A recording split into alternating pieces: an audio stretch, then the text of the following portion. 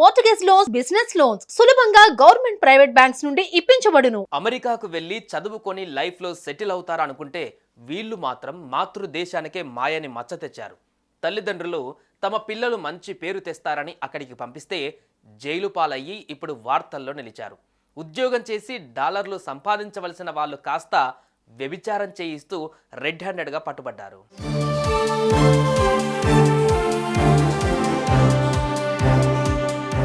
America అక్కడికి వెళ్ళి చదువుకొని మంచి ఉద్యోగం సంపాదించి హ్యాపీగా ఉండాలనేది చాలామంది కోరిక.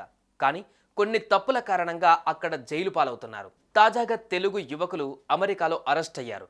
అది కూడా వ్యభిచారం చేయిస్తూ పట్టుబడ్డారు. కట్ చేస్తే ఇప్పుడు కటకటాల పాలయ్యారు.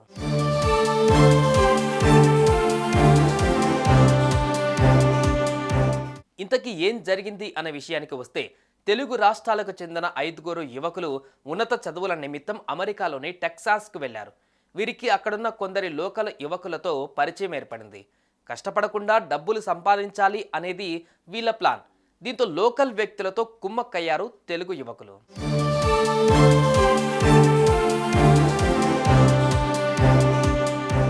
వారు డర్టీ ప్లాన్ వేశారు. లోకల్గా ఉన్న 8 మందితో కలిసి 7 భారత యువకులు వ్యభిచారం చేయించే వృత్తిలోకి దిగారు.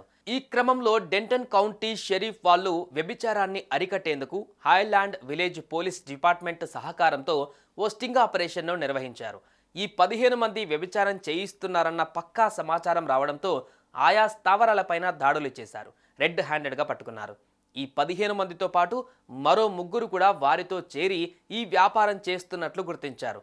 ఈ 18 మందిలో 7 భారతీయులు ఉండగా 5 తెలుగు రాష్ట్రాలకు చెందిన వారున్నారు.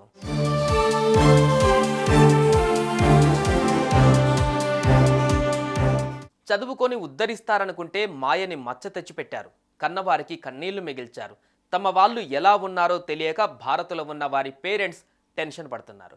అటు మొత్తం 18 మంది పోలీసుల అదుపులో ఉండగా విచారణ జరుగుతోంది.